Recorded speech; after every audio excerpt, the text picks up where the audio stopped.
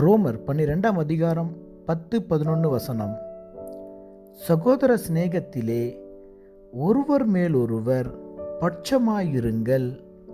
கனம் பண்ணுகிறதிலே ஒருவருக்கொருவர் முந்திக் கொள்ளுங்கள். அசதியாயிராமல் ஜாக்கிரதையாயிருங்கள். ஆவியிலே அனலாயிருங்கள்.